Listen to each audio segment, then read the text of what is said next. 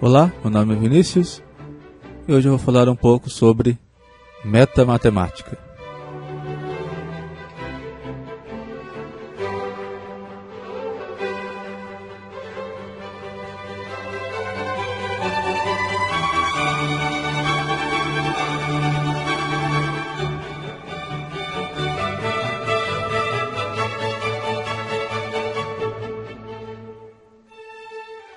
A metamatemática se preocupa ou tem por objeto de estudo linguagens formais e sistemas formais. E como o próprio nome indica, esse estudo é um estudo matemático, não simplesmente ou unicamente filosófico, digamos assim. Então eu já ouvi muitas pessoas associar esse termo metamatemática a questões, por exemplo, como a beleza da matemática ou a presença da matemática em vários aspectos da nossa vida, mas o que eu vou mostrar aqui hoje é que esse termo possui um significado bastante específico. Bom, uma linguagem formal pode ser identificada basicamente com um conjunto de fórmulas, que são chamadas de fórmulas bem formadas, ou simplesmente fórmulas. Então a gente começa com um alfabeto, que é basicamente um conjunto de símbolos, e especificamos regras de formação, que irão me dizer quais combinações, geralmente combinações finitas daqueles símbolos, serão consideradas então fórmulas bem formadas. A princípio, essas fórmulas não precisam ter significado algum. A partir daí a gente vai ter duas direções a seguir. Primeiro, trabalhar com uma interpretação dessa linguagem. Daí nesse caminho a gente vai seguir para a teoria de modelos. Uma outra direção seria especificar um aparato dedutivo para essa linguagem, ou seja, seria especificar mecanismos que nos permitam formalizar principalmente a noção de demonstração. Então esse caminho irá nos levar para a teoria da prova.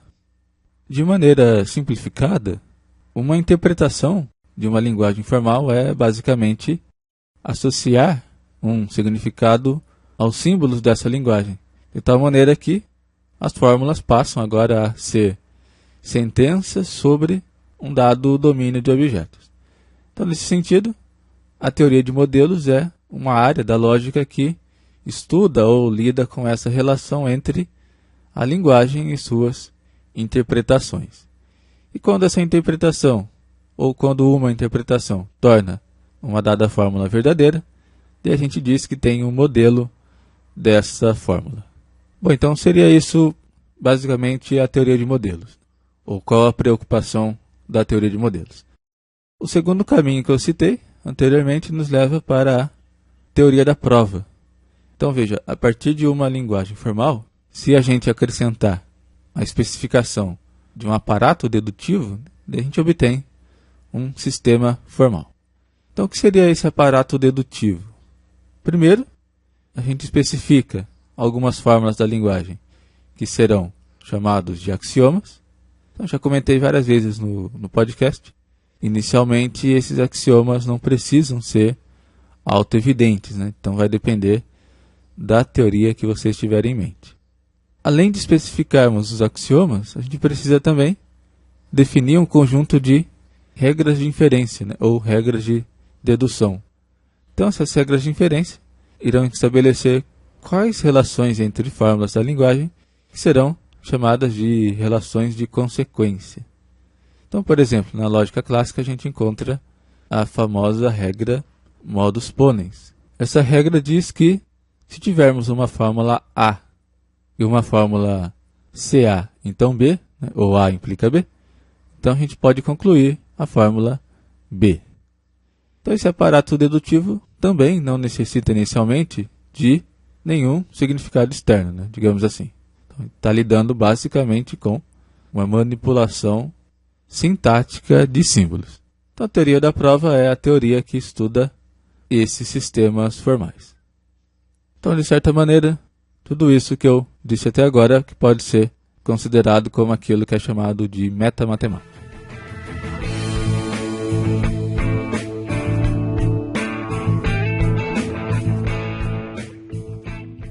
Nesse ponto, a gente pode considerar algumas diferenças entre noções internas e noções externas, né, com relação aos sistemas formais. Então, por exemplo, uma prova em um sistema formal é uma noção sintática. Então, é basicamente uma sequência de fórmulas, de tal modo que cada fórmula dessa sequência, ou ela é um axioma, ou ela é conclusão de fórmulas anteriores a ela, naquela sequência, por meio de alguma regra de inferência daquele sistema. A última fórmula dessa sequência, né, que satisfaz esse critério, é o que chamamos então de teorema.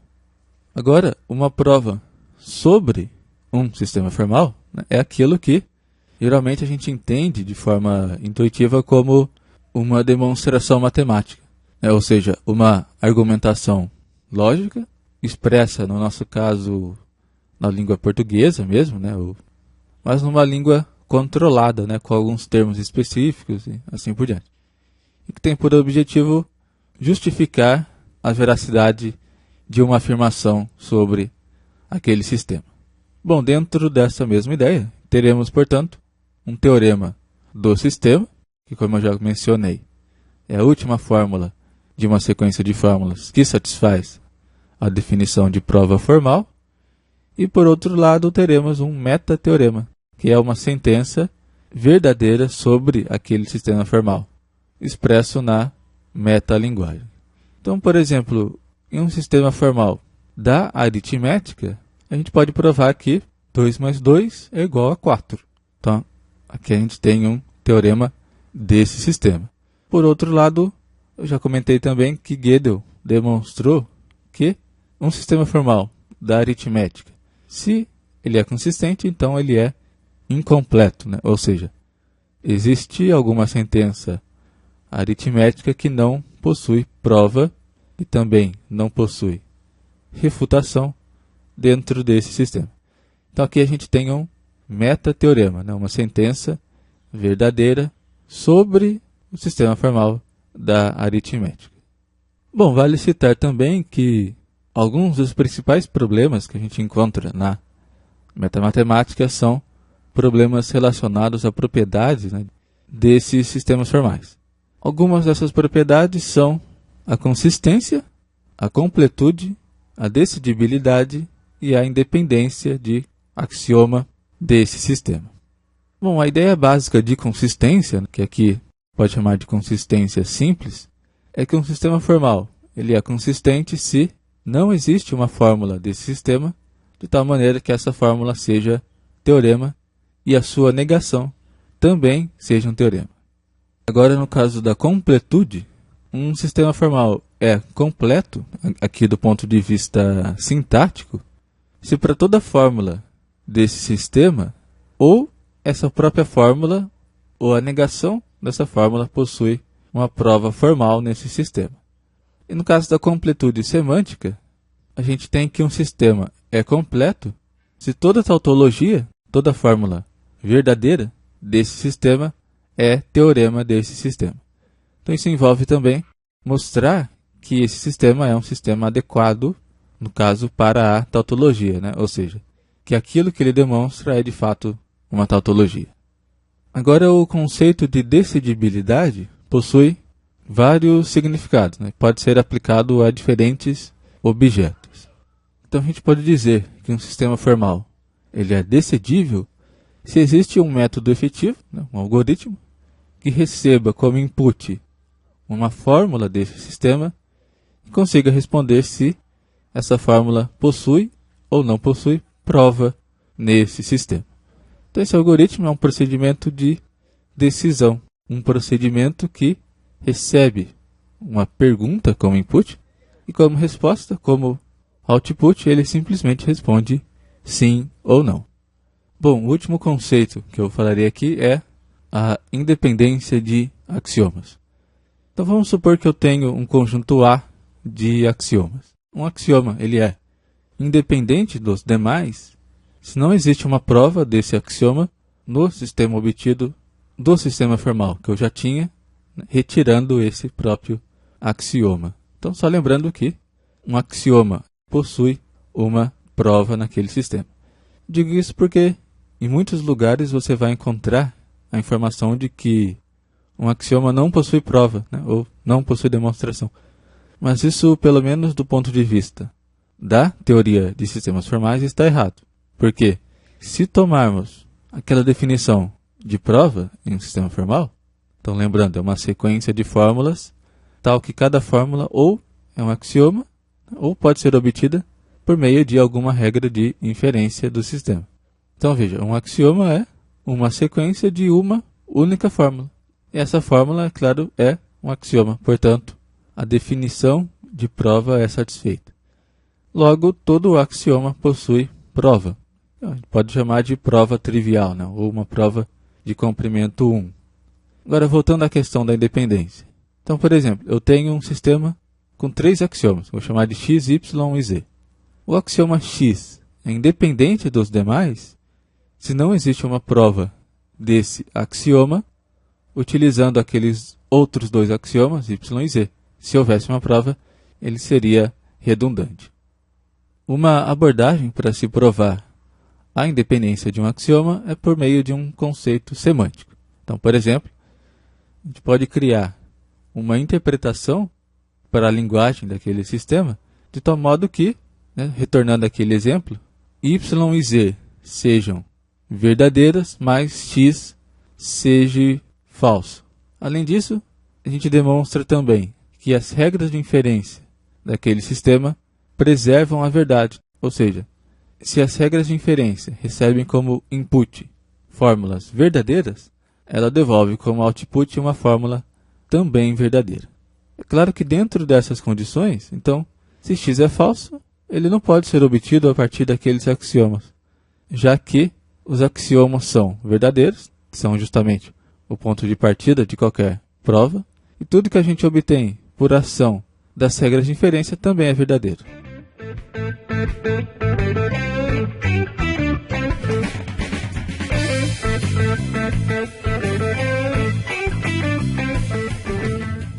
Bom, por enquanto é isso. Dei um panorama geral sobre o que é metamatemática, né? Tentei precisar um pouco melhor esse termo, que é utilizado muitas vezes de forma imprecisa, né? Também falei um pouco sobre 2 linhas de desenvolvimento, né, que a gente pode caminhar. A teoria de modelos, que nos traz uma perspectiva semântica, e a teoria da prova, que nos traz uma perspectiva mais sintática, né?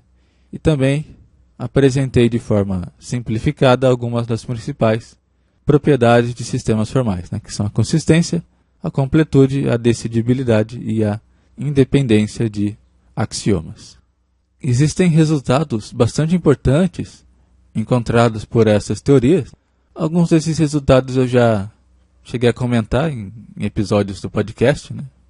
Já falei um pouco sobre, por exemplo, o teorema da incompletude de Gödel.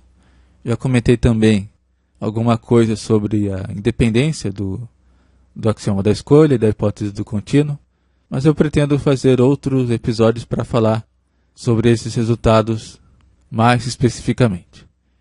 Só lembrando também que eu estou fazendo lá no YouTube uma série sobre lógica matemática, né? A gente já tem 10 apresentações. A ideia é tentar apresentar os principais resultados metamatemáticos da lógica clássica. Eu estou seguindo basicamente o livro Lógica para Matemáticos, do Hamilton. Então, se você futuramente tiver interesse em acompanhar ou saber mais sobre esse assunto, né, sobre lógica matemática, pode dar uma olhada lá no nosso canal do YouTube. O link direto é youtube.numerimaginale.com.br. Ou dar uma olhada nesse livro também do Hamilton, né, que eu citei, ou ainda no livro que eu usei como referência para esse podcast, que é a parte 1 do livro Metalógica, Introdução à Metateoria da Lógica de Primeira Ordem. O autor é o Jeffrey Hunter. Então todas essas referências eu vou deixar escrito lá no site numerimaginário.com.br. Então muito obrigado por ouvir o podcast e até o próximo episódio.